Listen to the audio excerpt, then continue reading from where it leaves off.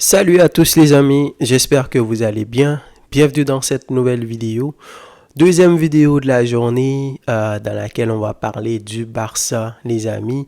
Hier, qui avait joué également match nul contre le Milan AC, 2 buts partout. Le Barça qui a perdu en tir au but 4-3, si je ne m'abuse. Ouais, je pense que les deux équipes ont manqué 2 pénaltys. Et dans les pénaltys, après, Michael Faye a raté. Et du coup, le Milan AC a gagné en séance de tir au but.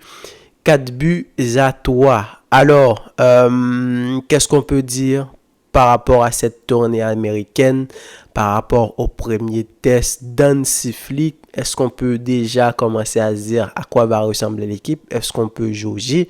Qu'est-ce que j'en pense? Déjà, moi je trouve que c'est une tournée américaine réussie, même si ça a été compliqué. Avec la pluie, là, on a cru que le Barça allait pas jouer, surtout pendant le Classico. C'est une tournée réussie, une tournée de jeunes contre Manchester City. Comme je vous l'ai dit, j'ai aimé voir l'équipe, j'ai aimé voir le pressing, j'ai aimé voir l'animation. Pendant ces 3 matchs-là, je commence à me dire, voilà déjà à quoi l'équipe d'Hansi Flick va ressembler, même s'il y a encore une fois des interrogations. Est-ce que les titulaires, là, les Frenkie, les Pedri, les Gavi, tout ça là, quand ils vont être là, potentiellement un Olmo, quand il va intégrer l'équipe, est-ce qu'ils pourront t'apporter ce que t'apporte quelqu'un comme Casado, comme Marc Bernal, comme Pau Victor, comme tous ces jeunes-là qu'on a vus. Hier, Baldé n'a pas joué. Tous ces jeunes-là qu'on a vus, Gundogan, tout ça, est-ce qu'ils vont t'amener qu'à ça soit offensivement, on sait qu'ils ont beaucoup de qualité. Dans le pressing, est-ce qu'ils vont être pareils? Donc, c'est ça aussi qu'il y a comme interrogation. Mais sinon, c'est une tournée américaine où j'ai pu voir Pau Victor, que je connaissais pas trop. Et pendant les 3 matchs, il m'a énormément surpris. Hier, il n'a pas marqué. Il a fait une passe décisive pour le deuxième but, le but de l'égalisation de Lewandowski. Il a fait quelques séquences. Ça, c'est intéressant parce que ça fait 2 fois, je le vois isolé sur le côté droit. Lui qui semble être droitier. Sur le côté de Lamine, évidemment, on sait que c'est Lamine qui va être là. Mais être capable aussi de nous montrer ces qualités techniques-là, de revenir chercher des ballons, de ne pas être... tu vois, il y a un peu ces joueurs-là, qu'on les met sur un côté, qui sont complètement isolés, ils sont incapables de faire sensation dans un match. Et ça n'a pas été le cas de Pau Victor contre le Real. C'était pas lui le 9, mais il a marqué un doublé. Donc tout ça, pour moi... Pau Victor, c'est un peu l'une des révélations de cette tournée américaine. Casado, je l'ai vu venir. Jusque-là, pendant les 3 matchs, il a été énormément titularisé. Et qu'est-ce que je peux dire, c'est que c'est un milieu de terrain assez mobile, petite taille, dur sur l'homme. Et je vois un très bel avenir pour lui. L'autre qui est à côté de lui, Marc Bernal, et on l'a vu hier pendant le match. Je ne sais pas si c'est parce que ils ont l'habitude de jouer ensemble à la baie. Ils sont complémentaires, tout ça. Mais hier, dans le double pivot avec Christensen, j'ai pas senti la même complémentarité. Alors que quand Bernal est monté, on a tout de suite vu un Barça beaucoup plus solide au milieu de terrain. C'est paradoxal. 2 petits qui n'ont même pas encore 20 ans tous les deux. Quel âge a Casado? Je ne vais pas me tromper. Mais ils sont pas de si grande taille que ça. Bernal est beaucoup plus grand que Casado. Mais on voit l'agressivité qu'il y a chez eux. Et je sens que c'est ça. C'est un consigne de Hansi Flick. Donc hier dans le système, j'ai vu Christensen a été titularisé en tant que double pivot. La dernière fois, il avait joué défenseur central. Avec Casado, ça pas forcément très bien marché. Surtout dans un Barça au début de match qui jouait très bien, mais ensuite on a encaissé 2 buts là dès les 15e minute de jeu. Barça était déjà mené au score et déjà 2 buts à 0. 2 buts qui m'ont rappelé des mauvais souvenirs, hein. C'est ce genre de buts là qu'on avait l'habitude d'encaisser. Une passe dans le dos, t'as l'anglais qui arrive et il n'arrête pas de reculer au lieu d'attaquer Pulisic pour l'empêcher de faire la passe au deuxième poteau. Ensuite, le deuxième but, là, une passe de Leao sur le côté. Et Ter Stegen, quand même, j'ai pas encore vu l'angle. J'ai vu beaucoup de gens le critiquer. J'aimerais voir, est-ce qu'il était beaucoup trop sorti de son but, qui pensait qu'il allait avoir un centre et Pulisic l'a trompé. Donc, quoi qu'il arrive, c'était début qu'on n'avait pas aimé. Surtout que tu as un Alex Valle sur le côté qui est un petit gaucher, petit, qui affronte Leao sur un côté. Dans un match officiel, évidemment que ce ne sera pas le cas. Mais j'ai aimé la réaction du Barça. Déjà, tu as un Lewandowski qui a marqué un doublé. Ça te prouve que là, déjà, Lewandowski, il annonce sa saison. Est-ce qu'il va être important? Est-ce qu'il va être capable d'être un renard de surface? Surtout le premier but, ballon récupéré par Rafinha, passe pour Lewandowski qui fait la feinte de corps, ouverture du pied droit, but. Deuxième but, une passe de Paul Victor, but. Donc, c'est ça.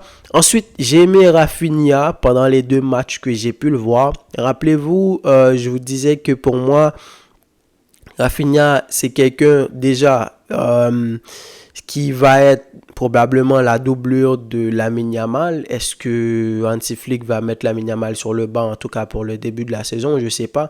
Maintenant, vu l'ampleur qu'a pris Lamine Yamal, là, je pense que pour n'importe quel coach, ça va être compliqué de le mettre sur le banc. Un Dani Olmo qui arrive, maintenant, quel poste tu vas le mettre? Parce que Rafinha aussi est capable de jouer à gauche, t'as Ferran Torres.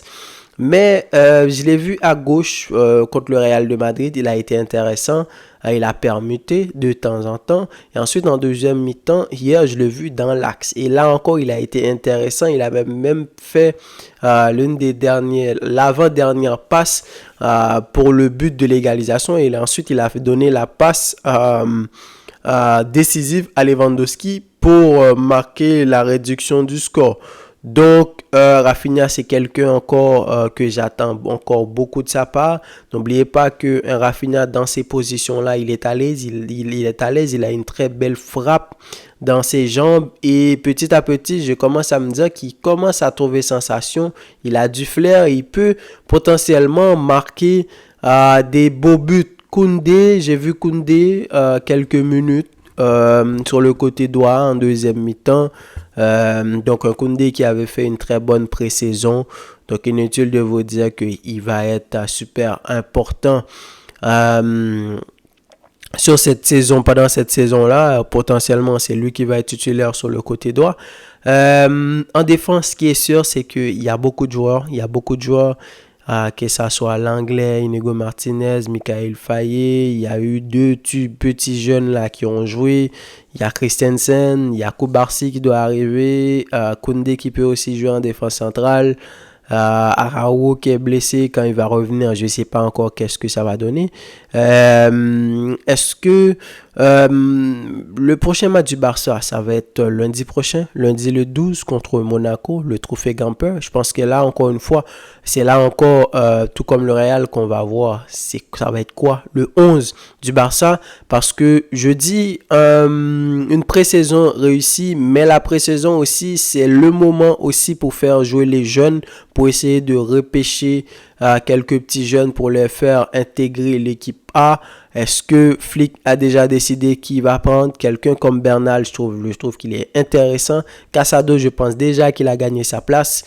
Paro Victor, il sera énormément important. Donc, j'ai hâte de voir c'est quel joueur. Michael Faye, qui était censé intégrer l'équipe A cette saison, Est-ce qu'avec Flick, ça va changer ou pas? Dans ce cas-là, il faudra quand même se séparer d'un défenseur. Est-ce que c'est Inigo? Est-ce que c'est l'anglais, vu qu'il coûte très cher? Il n'y a pas beaucoup de gens, beaucoup de clubs qui veulent l'acheter aujourd'hui. On n'a pas encore vu Lamine Yamal, Ferran Torres. J'ai vu Pedri aussi qui est revenu à l'entraînement. Je pense que les gars, ils vont retrouver l'équipe pour les entraînements. Là, les gars sont déjà censés être à Barcelone. Ils vont peut-être prendre quelques jours ou peut-être une journée de repos pour histoire d'entraîner tout le monde. Mais j'ai hâte de voir parce que je vous dis, c'est une pré-saison où on a pu voir beaucoup de jeunes, mais ces jeunes-là, c'est pas eux qui vont jouer. Est-ce que les titulaires qui vont être là, ils vont être capables de reproduire le football que veut Hansi Flick? Un Gundogan, un Rafinha, j'en doute pas. Lewandowski en attaque, Lamine Yamal, Frenkie de Jong, encore une fois, lui encore, je me demande c'est quand il va revenir. Hier, j'ai pas vu Baldé, mais Baldé, potentiellement, c'est lui le titulaire numéro 1. Donc, beaucoup de choses intéressantes, une très belle équipe. Je sens que Flick, déjà, il est déjà intégré, il est déjà implanté. J'ai vu des séquences où on pouvait voir Thiago Alcantara parler énormément. Je l'ai vu parler énormément avec Casado et je sens que Casado va être extrêmement important cette saison. En tout cas, en attendant la venue de Gavi, parce que c'est deux joueurs assez similaires et je pense que quand Gavi va être là, c'est lui qui va jouer ce rôle-là. Est-ce qu'on va avoir un double pivot Gavi, Casado? Je pense pas parce que Frenkie, c'est Frenkie et quelques d'autres qui va faire ce double pivot. Est-ce que Flick va garder ce 4-2-3-1 là que je trouve très intéressant, là où tu peux voir quelqu'un comme Gundogan beaucoup plus haut? Est-ce qu'il va revenir avec un 4-3-3? Il y a beaucoup plus d'espace. C'est quoi que ça va donner? Est-ce qu'on aura un Barça très agressif comme on l'a vu? Un Barça qui tourne pas autour du pot, qui récupère le ballon très vite et qui va très vite vers l'attaque avec un pressing exagéré. On l'a vu pendant les 3 matchs, ils ont fait un grand pressing et la plupart du temps, ça a payé. Parfois, non, parce que contre City, il y a quelques fois, forcément, c'est contre Manchester City, tu peux pas les presser à tous les coups, même si c'était pas le Manchester City au complet. Contre le Real de Madrid, parfois aussi, tu as un Modric sur le terrain, il peut te sortir certains ballons. Contre le Milan, hier parfois aussi, mais je dois dire que l'idée est là, le fond est là et j'ai très hâte de voir que ça va donner. Donc, donnez-moi vos avis, les amis, dans les commentaires. Dites-moi comment vous voyez le Barça cette saison. Est-ce que vous êtes optimiste? Est-ce que vous voyez beaucoup de positivité pendant cette pré-saison? De toute façon, lundi prochain contre Monaco, ça reste un match aussi, c'est le trophée Gamper, mais déjà là, je pense qu'on pourra avoir le premier vrai 11 de départ d'Hansi Flick avec toutes les titulaires. Donc dites-moi qu'est-ce que vous en avez pensé et quant à moi, je vous dis à la prochaine pour une nouvelle vidéo. Salut!